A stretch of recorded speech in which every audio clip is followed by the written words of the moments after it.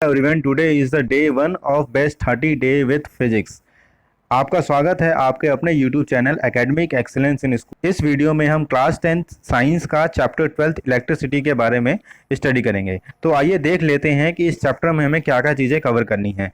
सबसे पहले हमें पढ़ना है इलेक्ट्रिक करंट और सर्किट के बारे में, फिर इलेक्ट्रिक पोटेंशियल और पोटेंशियल डिफरेंस के बारे में, फिर सर्किट डायग्राम के बारे में, फिर ओम्स लॉ के बारे में, फिर factors on which resistance of conductor depends. Resistance जो होता है उसके कौन कौन से फैक्टर्स हैं जिसके ऊपर वो डिपेंड करता है। Resistance of circuit of registers के बारे में, सीरीज और पैरेलल में अगर रजिस्टर्स को लगाया जाए तो क्या होता है, heating effect of electric current के बारे में, practical applications of heating effect of electric current and electric power के बारे में। So these are the concept which is ask in the CBSE board exams. और ये कॉन्सेप्ट जो है कम से कम 5-6 नंबर का हर बोर्ड एग्जाम में आता है। सो आप आखिरी तक वीडियोस को देखिए और कुछ ना समझ में आए तो please comment below so that हम उसको अगले वीडियो में अच्छे से कवर करके ला सकें। तो सबसे पहले पढ़ते हैं इलेक्ट्रिसिटी, क्योंकि चैप्टर का नाम इलेक्ट्रिसिटी है। सबसे पहले इलेक्ट्रिसिटी समझना जरूरी है। Electricity it is a form of energy which we use to power machines and electrical devices. तो ये एक फॉर्म ऑफ एनर्जी है जिससे हम मशीन्स को रन करते हैं और इलेक्ट्रिकल डिवाइसेस को रन करते हैं। आप 5 मिनट के लिए सोचिए कि आपके यहाँ अगर लाइट चली जाए तो आप कौन कौन से चीज़ नहीं कर सकते। तो आपके पास अबंडेंट मटेरियल होगा जिसको आप यूज़ नहीं कर सकते अगर इलेक्ट्रिसिटी ना हो। सो इलेक्ट्रिसिटी एक ऐसी फॉर्म ऑफ एनर्जी है जिसके बिना लाइफ इम्पॉसिबल हो चुकी है। Electricity is the presence of flow of electric charge. So electric charge अगर मूव करते हैं तो उसे हम इलेक्ट्रिसिटी कहते हैं। चार्ज किसे कहते हैं? It is fundamental property of an atom. तो चार्ज जो है एक प्रॉपर्टी है एटम का। जैसे ये एटम है हमारे पास सोडियम, इसका पॉजिटिव चार्ज होता है, ये क्लोरीन है, इसका नेगेटिव चार्ज होता है। तो ये एटम की अपनी खुद की प्रॉपर्टी है जिसे हम चार्ज कहते हैं। इट मे बी पॉजिटिव और negative. Like charges repel each other and unlike charges attract each other. So इसे समझने के लिए कि लाइक चार्जेस रेपल करते हैं और अनलाइक चार्जेस अट्रैक्ट करते हैं, इसके लिए हमें मैग्नेट के बारे में समझना होगा। सो हमारे पास ये एक मैग्नेट है और ये एक मैग्नेट है। ये इसका नॉर्थ पोल है, ये इसका साउथ पोल है, ये साउथ पोल है और ये नॉर्थ पोल है। अब ये दोनों मैग्नेट्स को जब हम नज़दीक लाएंगे तो ये मैग्नेट इधर भागेगा, ये मैग्नेट इधर भागेगा। यानी अगर सेम पोल्स होंगे तो ये मैग्नेट्स आपस में रिपेल करेंगे, और अगर अपोजिट पोल्स होंगे, ये नेक्स्ट डायग्राम में अगर अपोजिट पोल्स होंगे तो मैग्नेट जो है वो आपस में अट्रैक्ट होंगे। इसका मतलब ये है कि सेम पोल्स वाले मैग्नेट्स अगर आपस में लाया जाएगा तो वो दूर भागेंगे, और अपोजिट पोल्स वाले मैग्नेट के टर्मिनल्स को लाया जाएगा तो वो आपस में अट्रैक्ट होंगे। सेम ऐसे ही होता है, like charges repel each other, unlike charges attract each other. अगर लाइक चार्जेस हैं तो एक दूसरे से दूर भागेंगे, जैसे पॉजिटिव पॉजिटिव है या फिर नेगेटिव नेगेटिव है तो वो दूर भागेंगे। अगर अनलाइक चार्जेस हैं, एक पॉजिटिव है एक नेगेटिव है, तो वो एक दूसरे के नज़दीक आएंगे। तो इसी को हम कह रहे थे like charges attract each other and unlike charges attract each other and like charges repel each other. ऐसा unit of charge is coulomb. So इसकी जो ऐसा यूनिट है वो कूलम है। 1 coulomb of charge is equal to charge present in approximately this much electron. 6 × 10⁻18 electrons के charge को अगर हम इकट्ठा करेंगे तो 1 कूलम चार्ज होगा। ध्यान रखिएगा, 6 × 10⁻18 इलेक्ट्रॉन के चार्ज को अगर हम इकट्ठा करेंगे तो फिर 1 कूलम ऑफ चार्ज कंप्लीट होगा। अब हम समझते हैं कि चार्ज ऑफ इलेक्ट्रॉन कितना होता है। चार्ज ऑफ एक इलेक्ट्रॉन का जो चार्ज होता है वो -1.6 × 10⁻19 कूलम के बराबर होता है। ये हमें रिमेंबर करना है, ये एग्जाम में गिवन नहीं होता है, कई सारे क्वेश्चंस इसके बेस पे आते हैं। Charge of an proton 1.6 × 10⁻19 coulomb. Oh, ये तो सेम ही है, इलेक्ट्रॉन और प्रोटॉन का चार्ज तो सेम ही है। बट यहाँ पे एक पॉइंट नोट करने का बात यह है कि इलेक्ट्रॉन का नेगेटिव चार्ज होता है और प्रोटॉन का पॉजिटिव चार्ज होता है। इलेक्ट्रॉन नेगेटिव चार्ज है, प्रोटॉन पॉजिटिव चार्ज है। ये फॉर्मूला है Q = Ne। Q का मतलब है चार्ज, N मतलब number of electron and E का मतलब है चार्ज ऑफ अ इलेक्ट्रॉन। एक इलेक्ट्रॉन के ऊपर जो चार्ज होता है उसे हम कहते हैं चार्ज ऑफ इलेक्ट्रॉन। सो यहाँ पे एक इक्वेशन दे रखी है, ध्यान रखिएगा हर एक कॉन्सेप्ट के पीछे या हर एक न्यूमेरिकल जो आता है वो किसी ना किसी फॉर्मूले के बेस्ड पे आता है। तो अगर आपने वो फॉर्मूला ध्यान से नहीं देखा है तो आप बैक जाके उस फॉर्मूले को देख लीजिए, क्योंकि ऐसा हर बार होगा इस वीडियो के अंदर कि एक फॉर्मूला जैसे ही आप पढ़ेंगे अगला जो स्लाइड होगा उसके अंदर एक न्यूमेरिकल आपसे सॉल्व करवाया जाएगा ताकि आपको वो फॉर्मूला अच्छे से कवर हो जाए, समझ में आ जाए। सो यहाँ लिखा है calculate the number of electron constituting 1 coulomb of charge. 1 coulomb of charge के अंदर कितने इलेक्ट्रॉन्स होते हैं। वैसे तो हमने पढ़ा है पीछे कि 6 × 10⁻18 इलेक्ट्रॉन होते हैं, लेकिन ये कैसे कैलकुलेट किया गया है ये इसके बारे में समझते हैं, और ये एग्जाम में आता है इसलिए मैंने यहाँ पे डाल रखा है। सो यहाँ समझते हैं, हमें गिवन है 1 कूलम ऑफ चार्ज। तो चार्ज कितना है हमारे पास 1 कूलम। हमें ये पहले से ही पता है कि चार्ज ऑफ इलेक्ट्रॉन जो होता है 1.6 × 10⁻19 कूलम के बराबर होता है। अगर हम इस फॉर्मूले को देखें तो हमारे पास दो चीज़ें गिवन है, एक हमारे पास चार्ज गिवन है, एक इलेक्ट्रॉन गिवन है। तो इस फॉर्मूले के अंदर हम इसको पुट कर देते हैं, चार्ज को यहाँ पे और इलेक्ट्रॉन को यहाँ पे। जब हम इसे सॉल्व करेंगे तो फिर यहाँ पे लास्ट में 6 × 10⁻18 इलेक्ट्रॉन आ जाएगा। अब जरा इसे ध्यान से देखते हैं कि ये सॉल्व कैसे करते हैं। 1/1.6 × 10⁻19 यहाँ पे लिखा हुआ है। इसको जब हम सीधा करेंगे तो 10⁻19 है, ये 10⁻18 ऊपर चला जाएगा और 1 यहाँ आ जाएगा और यहाँ पर आ जाएगा 1.6। तो 1.6 का जब पॉइंट हटाएंगे तो यहाँ पे 10 हो जाएगा। तो अब हमें 10 को 16 से डिवाइड करना है। जब हम 10 को 16 से डिवाइड करेंगे तो वहाँ पे हमारा आ जाएगा 6, 0.6 में से यहाँ से अगर एक 10 की पावर को कम करेंगे तो वो 6 हो जाएगा, यानी 6 × 10⁻18 इलेक्ट्रॉन्स आ जाएगा। अगर आपको अभी भी क्लियर नहीं है तो राइट इन कमेंट्स कि आप इसको अगले वीडियो में अच्छे से सॉल्व कराइए ताकि हम इसे अच्छे से जान सकें। Electricity is of 2 types. हमें 2 टाइप्स ऑफ इलेक्ट्रिसिटी के बारे में स्टडी करना है, static electricity, current electricity. So a static electric charge typically produced by friction which cause sparks or crackling of attraction of dust of our hair। सो आपने जाना होगा कि जब हम कॉम्बिंग करते हैं, कॉम्बिंग करने के बाद अगर हम उस कॉम्ब को, अपने कंघी को पेपर्स के पास लेके आते हैं तो पेपर्स अट्रैक्ट होते हैं। और यही सेम चीज़ होती है by pulling your hat off and having your hair stand on head. अगर आपने टोपी काफ़ी देर से पहन रखी है सर के ऊपर, अगर आप टोपी को निकालते हैं तो टोपी के साथ साथ कुछ बाल्स खड़े हो जाते हैं। ये स्टैटिक इलेक्ट्रिसिटी का एग्जाम्पल है। स्टैटिक इलेक्ट्रिसिटी में क्या होता है कि चार्जेस मूव नहीं करते, वो चार्ज होते हैं, और वो मूव नहीं करते इसलिए इसको स्टैटिक इलेक्ट्रिसिटी के पार्ट में रखा गया है। ये है करंट इलेक्ट्रिसिटी।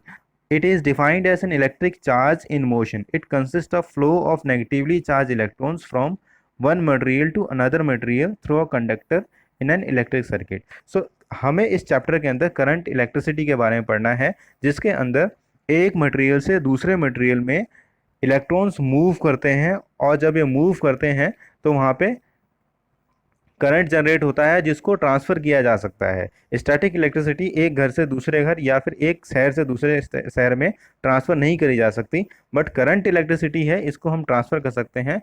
तो हमें ट्रांसफ़र वाली इलेक्ट्रिसिटी यानी करंट इलेक्ट्रिसिटी के बारे में इस वीडियो में आगे इस चैप्टर के अंदर पढ़ना है। अब पढ़ते हैं करंट के बारे में। करंट क्या होता है? The rate of flow of charge is called current.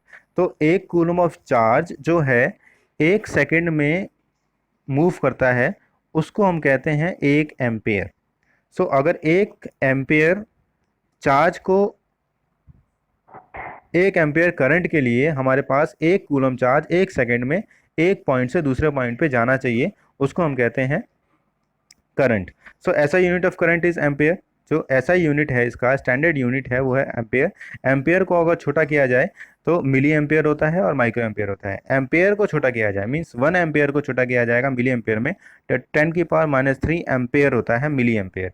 और अगर 1 माइक्रो किया जाएगा तो माइक्रो का मतलब होता है 10⁻⁶। सो एम्पेयर का तो कूलम पर सेकंड है, यहाँ भी कूलम पर सेकंड है, यहाँ भी पर सेकंड है। बट ये इक्वेशंस में, एग्जांपल्स में और क्वेश्चंस में पूछा जाता है कि 1 मिली एम्पेयर करंट है तो उसमें क्या होगा। तो इसको आप ध्यान रखेंगे कि 1 एम्पेयर का मतलब 1 कूलम पर सेकंड है, 1 मिली एम्पेयर का मतलब है 10⁻³ एम्पेयर कूलम पर सेकंड, और 1 माइक्रो एम्पेयर का मतलब है 10⁻⁶ एम्पेयर कूलम पर सेकंड। ये एमीमीटर्स के डायग्राम्स हैं जो आपको राइट साइड में दिख रहे हैं, ये कई तरीके का आते हैं। नेक्स्ट पढ़ते हैं यहाँ पे direction of flow of electron across a circuit is from negative terminal of battery to positive terminal of battery. So ये हमारा नेगेटिव टर्मिनल है, ये हमारा पॉजिटिव टर्मिनल है। और इलेक्ट्रॉन्स जो मूव करते हैं, जो यहाँ पे ग्रीन कलर में मैं आपको दिखा रहा हूँ, ये इलेक्ट्रॉन की मूवमेंट है जो कि नेगेटिव टर्मिनल से पॉजिटिव टर्मिनल के ऊपर जाते हैं। ये इलेक्ट्रॉन की मूवमेंट है जो नेगेटिव टर्मिनल से पॉजिटिव टर्मिनल की तरफ जाते हैं। ये ध्यान रखिएगा कि इलेक्ट्रिक सर्किट में नेगेटिव टर्मिनल होता है, उसके पास बहुत सारा नंबर ऑफ इलेक्ट्रॉन्स होते हैं। क्योंकि बहुत सारे number of electron negative terminal पर होते हैं, इसलिए वो नेगेटिव शो होता है, इसलिए हम उसको नेगेटिव करके लिखते हैं। Direction of flow of current is taken opposite to flow of electron, that is from positive terminal of battery to negative terminal of battery via electric circuit. So ये एक इलेक्ट्रिक सर्किट है जिसके अंदर एक bulb लगा है, एक एमीमीटर लगा है, ये की है। जैसे ही हम की ऑन करते हैं तो करंट की जो मूवमेंट है वो पॉजिटिव टर्मिनल से नेगेटिव टर्मिनल की तरफ है। यानी इलेक्ट्रॉन नेगेटिव से पॉजिटिव की तरफ जाते हैं और करंट की जो मूवमेंट है वो पॉजिटिव से नेगेटिव की तरफ है। नेक्स्ट, अब मैंने कहा था कि जैसे ही कोई इक्वेशन होगी, कोई क्वेश्चन सॉल्व किया जाएगा, उससे पहले मैं आपको एक फॉर्मूला जरूर बता दूंगा। तो हमारा ये फॉर्मूला है Q equal to I T. इसके बेस पे एक क्वेश्चन है, current 0.5 ampere is drawn by filament of an electric bulb for 10 minutes, find the amount of electric charge that flow through the circuit. So 0.5 ampere हमारे पास current है, time हमारे पास 10 minute है, जिसको हम सेकेंड्स में कन्वर्ट करते हैं। सेकेंड्स में कन्वर्ट करना इसलिए ज़रूरी है क्योंकि ऐसा यूनिट जो होती है वो सेकेंड्स होती है टाइम की। और इस फॉर्मूले के अंदर हम पुट करेंगे जिसमें हमें चार्ज निकालना है, Q की वैल्यू फाइंड आउट करनी है। तो इसमें 0.5 एम्पेयर यहाँ पे आ जाएगा, 600 सेकेंड यहाँ पे आ जाएगा, और फाइनली 300 कूलम ऑफ चार्ज जो है वो इलेक्ट्रिक बल्ब के फिलामेंट से फ्लो करेगा 10 मिनट के अंदर, यानी 600 सेकेंड के अंदर। ये बहुत इंटरेस्टिंग क्वेश्चन है, कई बार एग्जाम्स में आता है। अगर आपको क्लियर नहीं है तो आप कमेंट्स में लिख सकते हैं, लेकिन आप इस वीडियो को थोड़ा सा बैकवर्ड जाइएगा और फिर दोबारा से देखिएगा। बहुत आसान है, हमारे पास दो चीज़ें गिवन है, करंट और टाइम, और हमें चार्ज निकालना है। क्वेश्चन प्रॉब्लम यह आती है कि हम क्वेश्चंस को 2-3 बार अच्छे से पढ़ें तो हमें समझ में आ जाएगा कि इसमें क्या चीज़ गिवन है और किस फॉर्मूले से हमें तीसरी चीज़ निकाली जा सकती है। अब पढ़ते हैं पोटेंशियल डिफरेंस के बारे में। Amount of work done to move a unit charge from one point to another point.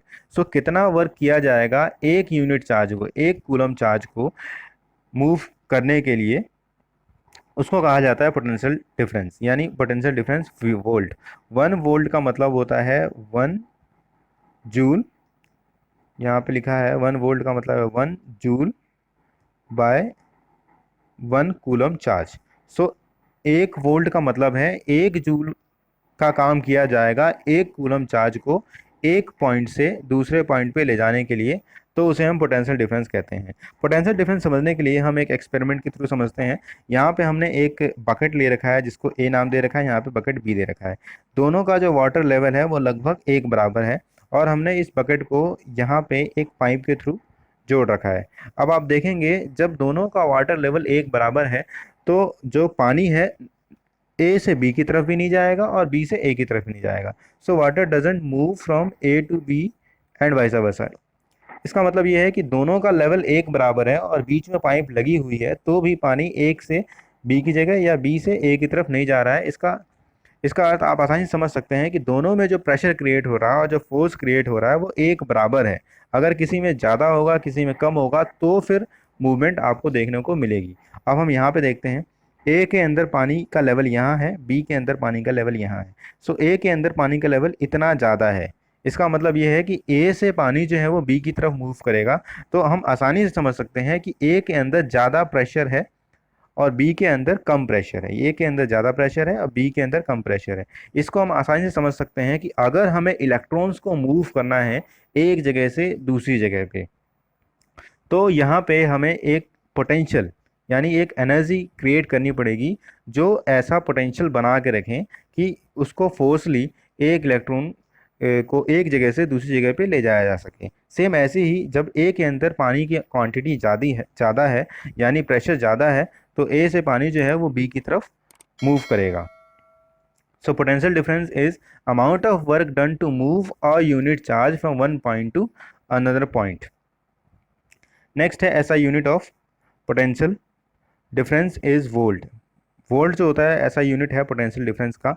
Cell और battery are the devices which maintain potential difference. So cell और बैटरी जो होते हैं वो डिवाइसेस होते हैं जो पोटेंशियल डिफरेंस को मेंटेन करते हैं एक सर्किट के अंदर। Current always flow from higher potential to lower potential. Current जो है उसकी मूवमेंट जो होती है वो higher potential to lower potential की तरफ होती है। यानी ये पॉजिटिव टर्मिनल और नेगेटिव टर्मिनल है, तो पॉजिटिव टर्मिनल का पोटेंशियल ज़्यादा होता है और नेगेटिव टर्मिनल का पोटेंशियल कम होता है जहाँ पे करंट मूव करता है। So potential difference between the circuit is measured by voltmeter. सो हमारे पास ये वोल्ट मीटर है जिससे हम मेजर कर सकते हैं कि इस सर्किट के अंदर एक पॉइंट से दूसरे पॉइंट के बीच में कितना पोटेंशियल डिफरेंस है। जैसा कि मैंने कहा था कि जैसे ही आपके पास एक फॉर्मूला आएगा उसके नेक्स्ट स्लाइड में आपको एक क्वेश्चन देखने को मिलेगा। सो सॉल्व करते हैं। How much work is done in moving charge of 2 coulomb across 2 points having a potential difference 12 volt. So हमारे पास यहाँ पे एक चार्ज दिया है और 12 वोल्ट पोटेंशियल डिफरेंस दिया है। यानी हमारे पास V दे रखा है और Q दे रखा है और हमें W फाइंड करना है। तो simply amount of charge Q that flow between 2 point at potential difference V 12 volt is 2 coulomb. इस फॉर्मूले के अंदर हम इसे आसानी से पुट करेंगे और हमारे पास ये जो आएगा ये आ जाएगा work done to move 2 coulomb charge across और 12 volt battery is 24 joule. Next है symbol of commonly used components in circuit diagram.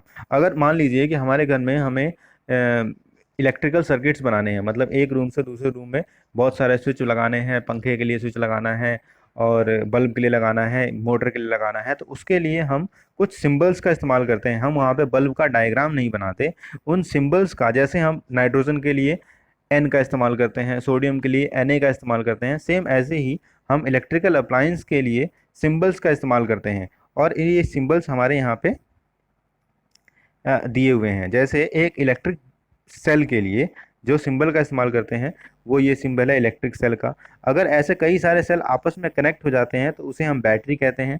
यहाँ पे 3 सेल्स कनेक्टेड है, 1 सेल, 2 सेल और 3 सेल। फिर यहाँ पे एक की है जो ओपन है। ओपन का मतलब है कि ऑफ कंडीशन में है, तो यहाँ पे बीच में डॉट नहीं है। और अगर क्लोज्ड है यानी ऑन कंडीशन में है, ये ऑन है और ये ऑफ है, तो यहाँ पे बीच में आपको एक ब्लैक डॉट दिख रहा है। अब वायर जॉइंट है, अगर वायर को जॉइंट की कंडीशन देखनी है तो यहाँ पे ये दे रखा है। अगर वायर क्रॉसिंग विदाउट ज्वाइनिंग, अगर वायर ज्वाइन नहीं हो रहे लेकिन एक वायर दूसरे वायर के ऊपर से जा रहा है तो फिर उसकी ये कंडीशन है। अगर हमें इलेक्ट्रिक बल्ब को शो करना है तो इलेक्ट्रिक बल्ब के डायग्राम के लिए हम ये वाला ज़्यादा प्रेफर करते हैं एज़ कम्पेयर टू ये। उसके बाद अगर हम रेजिस्टेंस और रजिस्टर की बात करते हैं, अगर हम रजिस्टर की बात करते हैं रेजिस्टेंस की, तो इस तरीके से शो करते हैं। ये आपको अगले वीडियो लेक्चर में दिखेगा कि रेजिस्टेंस जो होता है वो क्या होता है। तो ध्यान रखिएगा, सब्सक्राइब कर लीजिएगा, कमेंट करिएगा अगर आपको कुछ ना समझ में आए तो, लेकिन अगले वीडियो जरूर ध्यान से देखिएगा रेजिस्टेंस को समझने के लिए। वेरिएबल रेजिस्टेंस को बढ़ाया जा सकता है और घटाया जा सकता है। जैसे हम फैन को की स्पीड बढ़ा सकते हैं, घटा सकते हैं, उस तरीके का एक अप्लायंस है जो आपको अगले वीडियो लेक्चर में दिखेगा। ये एमीमीटर है। अभी हमने पढ़ा था कि एमीमीटर का इस्तेमाल किया जाता है करंट को मेज़र करने के लिए, ये करंट को मेज़र करता है। और वोल्ट मीटर का इस्तेमाल किया जाता है वोल्टेज को मेज़र करने के लिए, यानी पोटेंशियल डिफरेंस को मेज़र करने के लिए। सो इस स्लाइड के अंदर हमने symbol of commonly use components in circuit diagram के बारे में लिया है। So thanks for watching video. Do like, share, comment and subscribe the channel for further learning. आपका बहुत बहुत धन्यवाद कि आप इस वीडियो को पूरा देखा आपने, और आप मुझे कमेंट्स में ज़रूर लिख के भेजें कि आपको ये बेस्ट 30 डेज़ की जर्नी में फर्स्ट डे कैसा लगा। आप कमेंट में लिखेंगे #best 30 days with physics। और नेक्स्ट वीडियो के अंदर हम ओम्स लॉ के बारे में पढ़ेंगे, resistance in series and parallel के बारे में पढ़ेंगे, रेजिस्टेंस एंड रेजिस्टिविटी के बारे में पढ़ेंगे। So please subscribe the channel for further learning. Do share with your friends कि मैंने ये कर लिया है। Thanks for watching. आपका बहुत बहुत धन्यवाद इस चैनल के साथ जुड़ने के लिए।